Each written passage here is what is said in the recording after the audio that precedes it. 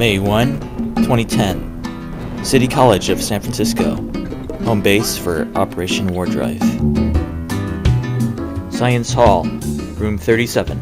Wardrive, HQ.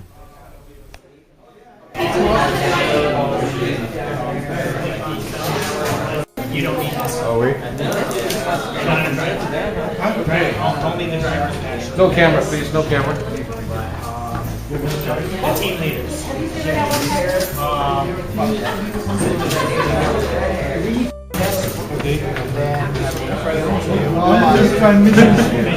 About one of those. There are a number of reasons why, and you choose the route. The driver and the team choose the other route. You just drive on City College. That's it.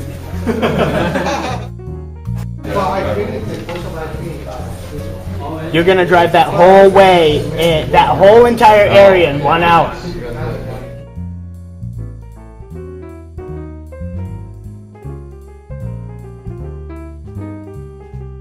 Right. You have a seat? Drivers that are still here, raise your hand. You're a driver.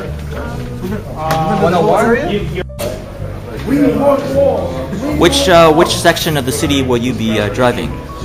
I would say Geneva section. I would say that would consider The southeast part of the city? Pecola. I'm sorry. I've used some similar devices though. There's one that a student had that was about a foot long and the end of a stick, and that thing was really great. Oh, directional, huh?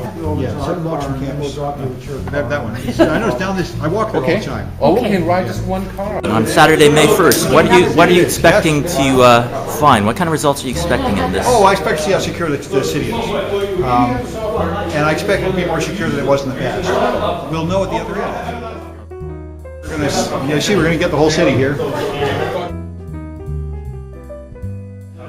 But I think there's at least twice as many left without recording it. This is only like 1/3 of it. Got everything. No, we didn't leave anything. All right, Ben. What is war driving, Ben? War driving is very highly classified. Until today. Do you want to talk about the process? We're privileged to do the war driving. Are you worried about breaking the law? No. A Wardrive searches for active radio frequencies commonly broadcast by wireless network access points and gathers data about them. Drivers and their teams and vehicles will drive throughout the streets of San Francisco, surveying the number of detectable wireless access points along the way. Data is collected using specialized software known as a Stumbler utility installed on laptops and netbooks. Is Wardriving legal? A survey of wireless signals in the open airwaves is not illegal in itself. The act of connecting to and using a non-public wireless network without the consent of the network owner's permission, however, is illegal in many communities.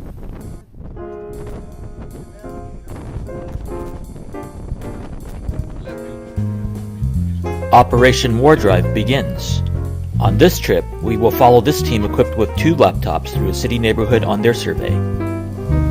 This is north this way, so here's Ocean Avenue. We're 280 Ocean Avenue, so we're right here.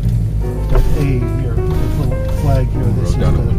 This is where CCSF right here. Okay. So we're going to drive this way and then over in this area. Okay. I start scribbling. So this will automatically record into a file you specify at the end of our trip.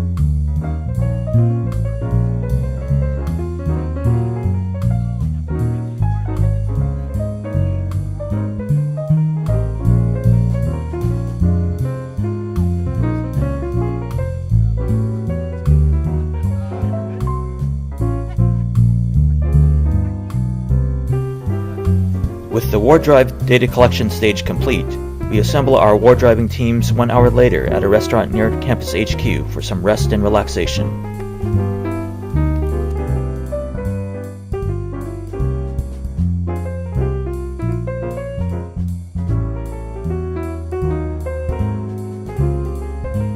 What section of the city did you drive in again?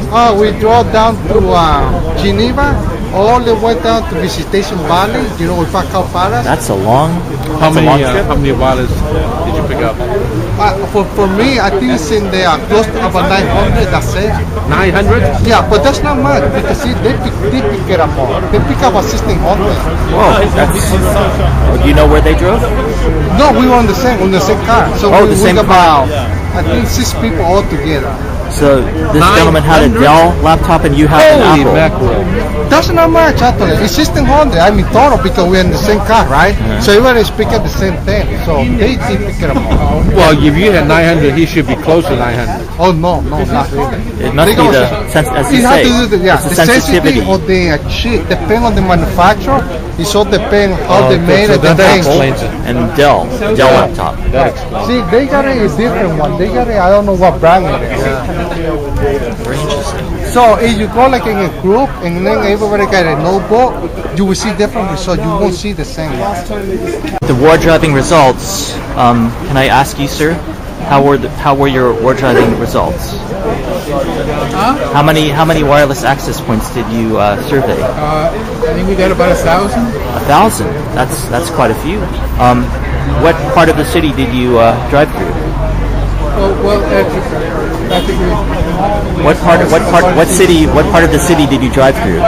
We drove down to on Ocean all the way down to 19th Avenue, and then on 19th we drove up to Vicente, and then on Vicente 17th Avenue we turned left to Terraville, and then on Terraville we drove all the way down to Sunset Boulevard. And then from there we drove down to Slow, and then from Slow we drove to St. Francis Wood, and then came back to the Ocean. Did you find the largest concentration of wireless access points near businesses or residential areas? Yes. No, commercial. Near commercial areas. Thank you. Very good. I ask you how many wireless access points you surveyed? Let's see. This is, I'd say at least good 300. that's like 800. What part of the city did you drive through? We just brought to the Sunset District? Data is collected from each team and compiled to form an assessment of the current state of wireless infrastructure in San Francisco.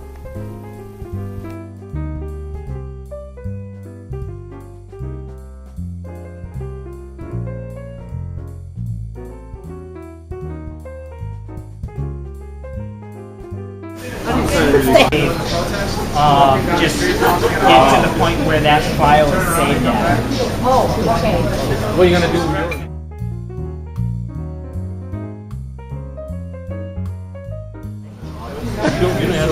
You do? Fine. What do I have? Put it on the desk. You don't have a tumbler? So you got another network coming in? Good. If they're leaving right now, they can give it to me. If not, they can leave it right now. Okay.